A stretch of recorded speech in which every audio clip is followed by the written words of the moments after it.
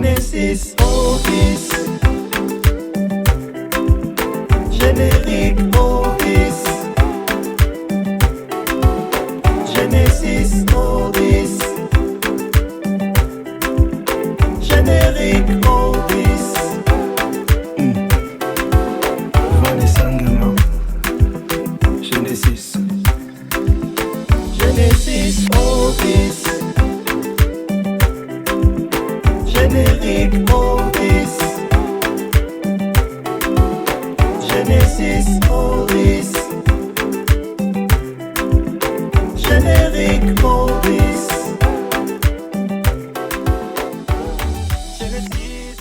Bonjour à tous et à toutes, bienvenue dans l'émission Genesis, j'espère que vous allez bien.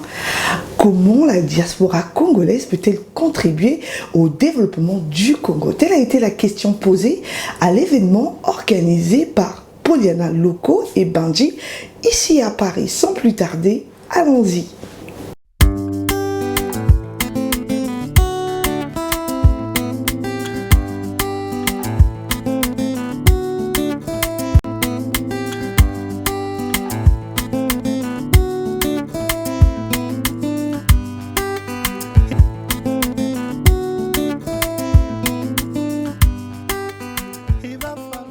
Poliana, bonsoir. Bonsoir. Vous êtes à l'initiative de cet événement qui parle de la relation entre la diaspora congolaise et le Congo. D'où est partie cette réflexion? D'abord, je suis Poliana Loko. Je suis rentrée au Congo il y a près de 2 ans, voire 3 ans.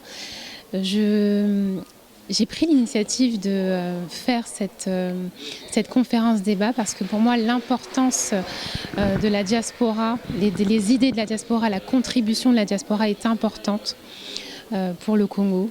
Je fais moi-même partie de la diaspora et je suis rentrée. Et donc on a besoin de faire un appel à la voix de la diaspora. On a besoin de vous. Pour vous, quel serait le meilleur moyen de rentrer? Vous avez eu cette audace, mais beaucoup veulent rentrer mais ne savent pas comment faire. Et quel est le conseil que vous pouvez donner aujourd'hui au sortir de cette rencontre? Comment faire pour rentrer? Justement, c'est des questions qu'on se pose parce que certaines personnes doivent se préparer pour rentrer, parfois pendant 10 ans, parfois pendant 20 ans.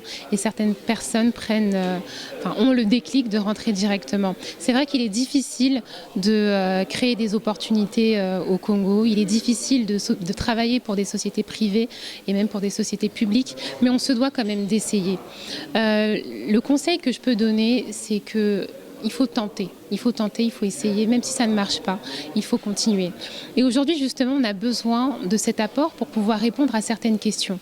On a besoin de représentants au niveau de l'Assemblée nationale pour la diaspora. Ça existe dans plusieurs pays africains, notamment au Sénégal, notamment au Cap-Vert, notamment au Niger et au Congo, ça n'existe pas. Donc, j'ai fait le choix vraiment de faire cette conférence pour avoir des idées, pour avoir justement cette contribution pour porter ce projet de loi qui existe, enfin ce projet existe depuis des années, mais aujourd'hui on a besoin de lever la voix plus haute. C'est très important pour nous. Bonsoir Bandji. Bonsoir. C'était une première. Quel est votre sentiment déjà? Je suis très content de voir que les compatriotes sont mobilisés, comme on dit la diaspora est mobilisée. Ce soir on avait prévu une jauge de 50 personnes. C'est un événement privé à la base. On n'a pas fait de communication dessus. Au final, vous-même, vous avez vu, il n'y avait pas assez de chaises, c'était compliqué. La jeunesse congolaise, je crois, a beaucoup de choses à dire, a besoin de se rencontrer, a besoin de se connaître, a besoin de parler du Congo, a besoin de se reconnecter avec ses frères, ses sœurs, à se reconnecter avec son pays d'origine. Ce soir, vous avez vu, il y a beaucoup de sujets qui ont été portés sur la table. Je pense que ça a été très fructueux. Et j'espère que c'est le début de quelque chose, c'est le début d'une petite dynamique. Madame Poliana Loko a lancé cette initiative, je l'ai accompagnée, je l'ai suivie, j'ai co-organisé cet événement. Je suis très content. Voilà. Et il s'est beaucoup posé la question du comment. Comment rentrer, comment faire. Et vous pensez qu'on aura des pistes de solutions? C'est la question centrale. Comment? La première question, c'est comment mieux se connaître, comment mieux valoriser le Congo, comment mieux repartir, comment retourner s'installer au Congo, y travailler. Il y a eu beaucoup de comment. On a parlé tout à l'heure d'une boîte à idées. Je crois que c'est une idée qui va être effective.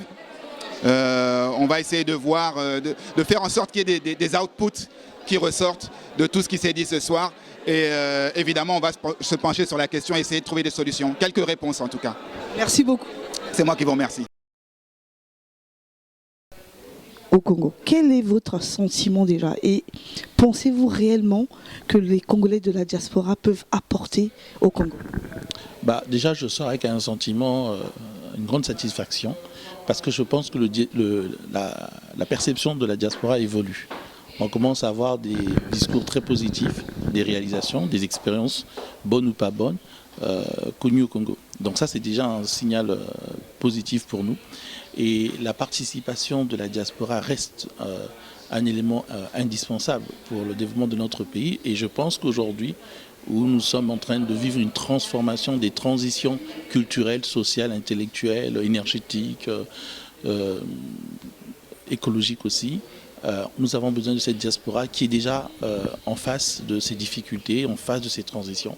Et donc on a plus que jamais besoin de cette diaspora. Le Premier ministre l'a rappelé lors de son discours au Parlement.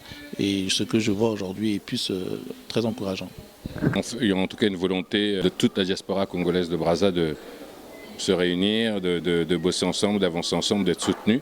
Il y a des jeunes projets qui ont besoin d'être mis en lumière, des interrogations, des questions.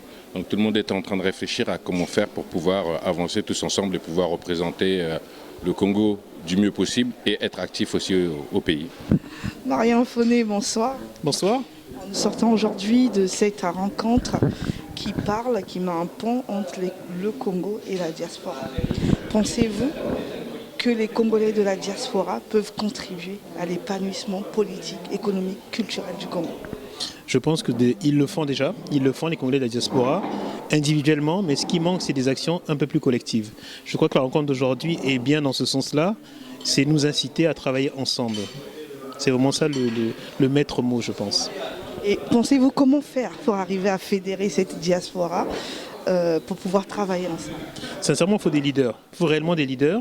Benji et Passy sont là. Benji est particulièrement impliqué pour réunir les jeunes Congolais.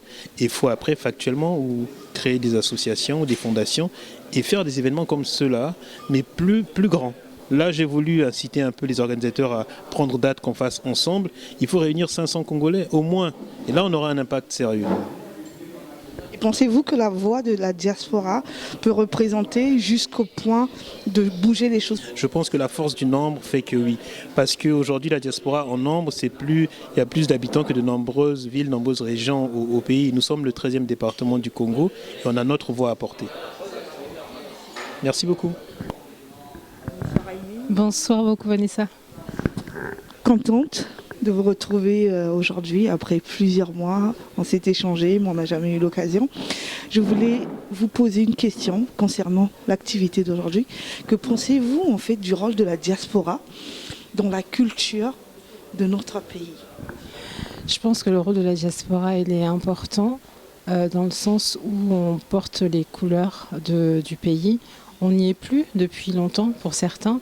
On n'a peut-être plus l'occasion d'y retourner et en fait ce qui nous maintient en fait connectés, en ce qui me concerne, c'est la culture. Donc cette culture congolaise, c'est vrai que c'est pas très évident de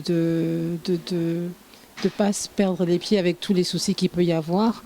Mais je pense qu'on a un rôle à jouer, mais on est aussi éclatés. Donc il faudrait qu'on puisse déjà se réunir, pas s'unir parce que je pense qu'on peut être unis, mais se réunir avec le ré avant, réunir. Et donc vous avez sillonné un peu le monde dans l'univers musical. Vous nous avez parlé de la Nouvelle-Orléans. Parlez-nous un peu de votre expérience de l'extérieur avec le Congo. Alors moi l'anecdote que je citerai parce que ce monsieur m'a beaucoup impressionné, il s'appelle Chucho Jesus Garcia, c'est un Vénézuélien d'origine. Et en fait, j'étais partie à la Nouvelle-Orléans parce que j'ai ce projet Congo Square que je continue encore d'arrache-pied. Et quand je suis arrivée, il pensait que j'étais sénégalaise parce que j'avais été recommandée par un monsieur sénégalais au départ. Donc il me demande comment va le Sénégal et je lui dis que je n'étais pas sénégalaise. Donc il était un peu étonné et il me dit d'où venez-vous? Et je lui dis du Congo. Et il me prend les deux mains. Et là, il me dit, tu es ma sœur. Et moi, j'ai fait un peu en arrière et j'ai commencé à me dire, mais qu'est-ce qu'il dit? Et il me dit, je viens du Congo. Et je l'ai regardé vraiment stupéfaite parce que je ne m'attendais pas à ça. Et il me raconte que donc à la mort de sa grand-mère, quand il avait 19 ans, et il en a peut-être 65 aujourd'hui, il lui avait promis de retrouver le Congo parce qu'elle lui disait qu'elle avait oublié son nom, qu'elle avait oublié... il n'avait plus de souvenirs, mais de ses grands-parents, il lui avait dit qu'il fallait qu'il lui transmette juste le mot Congo. Et j'ai vu comment c'était fort. Et c'est vrai que j'ai des amis qui sont d'origine de Guadeloupe, de Martinique. J'ai d'ailleurs, quand j'étais en Martinique, j'étais visiter un super projet qui est fait par un monsieur martiniquais qui est vraiment super, marquant. Et je sais que c'est la première fois que j'ai autant pleuré quand à la fin de la visite, la dame a dit... venez ici sur ces terres beaucoup de personnes venues du Congo, parce que ça on le dit jamais en fait, parce qu'à Luango nous on n'a plus rien, on n'a que cette stèle là. Au Sénégal ils ont encore les murs qui sont debout et on peut se dire que ça vient, les gens venaient du Sénégal, mais quand vous voyez la culture à l'étranger, quand vous voyez certaines ressemblances aussi avec des personnes d'ascendance afro-américaine, quelquefois, nous, quand on était petits, on rigolait de ça. Quand on voyait les acteurs ou les sportifs et tout, on disait c'est un Congolais, mais en connaissant même pas l'histoire qui était beaucoup plus dure en dessous. Donc pour moi, le Congo, franchement, on l'a dit tout à l'heure, c'est l'un des termes qui est le plus utilisé au monde. On retrouve Congo, mais quand vous dites Congo, il y a des films même faits par des acteurs occidentaux où il y a le nom Congo dedans. Donc j'ai toujours été fière d'être congolaise naturellement. Donc on est là. Si on peut faire des choses, il faut qu'on nous entende, il faut qu'on nous laisse la parole et puis il faut qu'on soit aussi capable d'accepter qu'on n'est pas obligé d'être forcément d'accord, mais qu'on peut s'entendre même si on n'est pas d'accord. Nous arrivons au terme de notre émission, ça y est, c'est fini. Merci d'avoir suivi l'émission Genesis. Merci à vous qui nous suivez de partout sur toutes les plateformes, YouTube, Facebook, autres plateformes. Merci à l'équipe technique de Télé Congo. Merci à l'équipe qui travaille avec moi ici à Paris. Je vous dis à très bientôt. Prenez soin de vous et surtout n'oubliez pas, cultivez votre bonheur. Ciao, bye bye.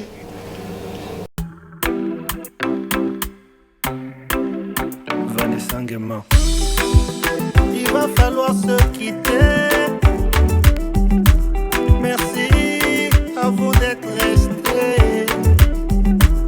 Genesis déjà terminé. Surtout ne pas oublier. Cultivez votre bonheur. On se retrouve dans la bonne humeur.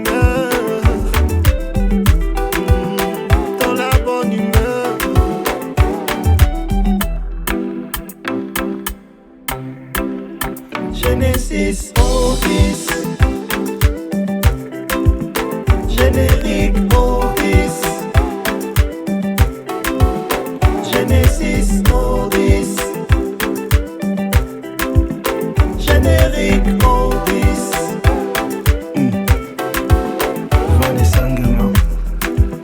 Genesis. Genesis Office. Générique Office. Genesis Office.